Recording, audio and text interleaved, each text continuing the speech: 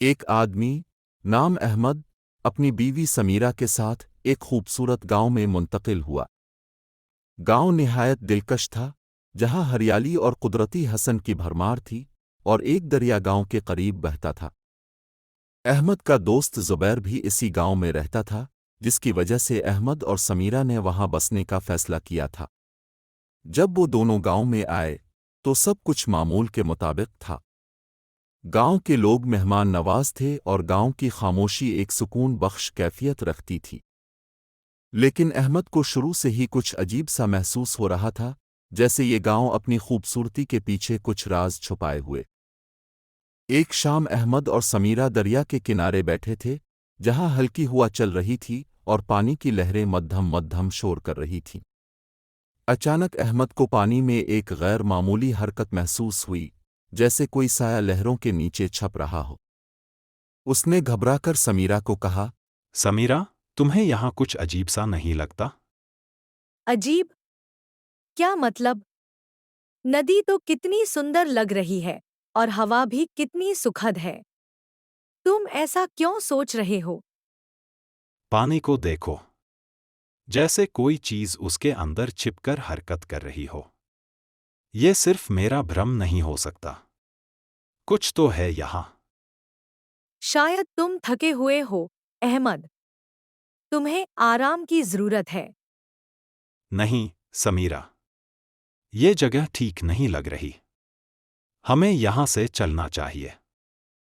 समीरा ने हैरत से पूछा, क्या हुआ? अहमद ने कहा, पता नहीं, लेकिन यहाँ कुछ ठीक महसूस नहीं हो रहा। अगले दिन अहमद ने गांव के लोगों से इस जगह के बारे में पूछा। गांव के एक बुजुर्ग ने उसे बताया, ये गांव खूबसूरत है, लेकिन ये दरिया हमेशा से पुरस्रार रहा है। यहाँ रात के वक्त कई अजीब व गरीब वाक़यात पेश आ चुके हैं। लोग कहते हैं कि इस दरिया के आसपास कुछ ऐसी कुव्वतें हैं जो इंसानों को नुकसान पहुंचा सकती हैं। हाजी साहब, ये गांव सच में बहुत खूबसूरत है, लेकिन यहाँ कुछ अजीब सा महसूस होता है। नदी के पास जाने पर लगता है जैसे कोई छाया हमें देख रही हो। बेटा, तुम्हारी बात सही है। ये नदी खूबसूरत है, लेकिन इसके अंदर कई राज छिपे हैं। यहाँ रात में जाना ठीक नहीं है। ऐसी कौन सी बात है जो लोग खुलकर नहीं कहते? आखिर इस नदी का क्या सच है? बहुत समय पहले यहाँ एक लड़की की बेरहमी से हत्या कर दी गई थी। उसकी लाश इस नदी में फेंक दी गई थी। कहते हैं कि उसकी आत्मा आज भी इंसाफ की तलाश में भटक रही है। आपको यकीन है कि ये सब सच है या ये बस कहानियां हैं?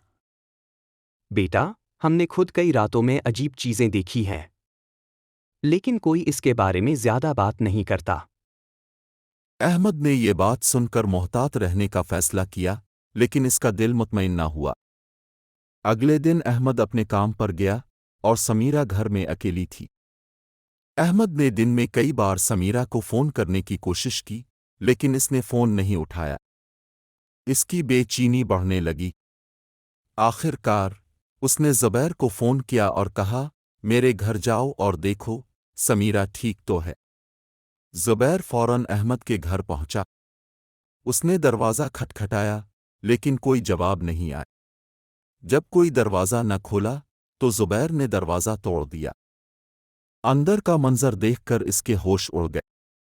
समीरा दीवार से लटकी हुई थी और कमरे में एक अजीब सी खामोशी थी, जैसे वहां कोई और भी मौजूद हो। ज़ुबैर ने फ़ौरन अहमद को फ़ोन किया और उसे ये खबर दी। अहमद, तुरंत घर आ जाओ। तुम्हारे घर पर कुछ बहुत बुरा हुआ है। क्या हुआ? समीरा ठीक तो है? भाई, मैंने दरवाजा तोड़ा और अंदर देखा तो समीरा दीवार से लटकी हुई थी। मुझे समझ नहीं आ रहा ये सब कैसे हुआ। तुम क्या कह रहे हो? ये कैसे हो सकता है? मैं अभी आ रहा हूं। अहमद जैसे ही घर पहुंचा, वो अपनी बीवी की हालत देखकर सकते में आ गया। वो चीख चीख कर रो रहा था और बार बार पूछ रहा था, ये किसने किया? ये क्यों हुआ? गांव के लोग भी जमा हो गए, लेकिन कोई कुछ ना बता सका। सब के चेहरे पर खौफ और बेबसी थी। ये सब किसने किया? समीरा ने मुझे कभी नहीं बताया कि वो परेशान थी। आखिर ये क्यों हुआ? मुझे नहीं पता, अहमद। लेकिन तुम्हें इस सब का सामना करने के लिए खुद को संभालना होगा। ये गांव पहले भी ऐसे हादसे देख चुका है।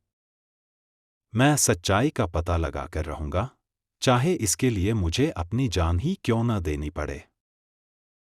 अहमद ने ज़ुबैर से कहा, मैं इस राज का पता लगा कर रहूंगा, चाहे मुझे अपनी जान ही क्यों न देनी पड़े। ज़ुबैर ने उसे समझाने की कोशिश की, अहमद, ये गांव अजीब है। यहाँ माजी में भी कई लोग पुरस्रार हालात में मारे जा चुके हैं। तुम अपनी जिंदगी खतरे में ना डालो। लेकिन अहमद के दिल में अब सिर्फ एक ही बात थी, हकीकत को सामने लाना। इस रात अहमद ने ज़ुबैर के साथ दरिया के किनारे जाकर हालात का मुशाहिदा करने का फैसला किया। दोनों रात के अंधेरे में दरिया के पास पहुंचे। चांदनी रात थी और दरिया पर हल्की सी धुंध छाई हुई थी। अचानक उन्हें पानी में एक साया नजर आया, जो इंसानी शक्ल का लग रहा था। ज़ुबैर ने घबराकर कहा, अहमद, ये जगह छोड़ो, ये महफूज नहीं है। लेकिन अहमद वहीं खड़ा रहा, जैसे किसी चीज ने इसे जकड़ लिया हो। अगले दिन अहमद ने गांव के सबसे बूढ़े आदमी, हाजी साहिब, से मुलाकात की। हाजी साहिब ने उसे एक पुरानी कहानी सुनाई। ये हाजी साहब, मेरी पत्नी की मौत का जिम्मेदार कौन है? क्या यह सब उस नदी से जुड़ा हुआ है? बेटा, ये गांव कई राजों का गवाह है। इस नदी के अंदर एक ऐसी कहानी दफन है जो सालों पुरानी है। यहाँ एक लड़की को मारकर उसकी लाश फेंक दी गई थी। उसकी आत्मा अब भी इंसाफ की तलाश में है। दरिया एक मनहूस कहानी से जड़ा हुआ है। कई साल पहले यहाँ एक लड़की को बेदर्दी से मारा गया था और उसकी लाश इसी दरिया में फेंक दी गई थी। कहा जाता है कि उसकी रूह आज भी इंसाफ की तलाश में भटक रही है।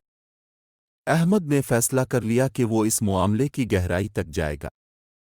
क्या वो इस गांव के पुरस्रार राज को खोल पाएगा?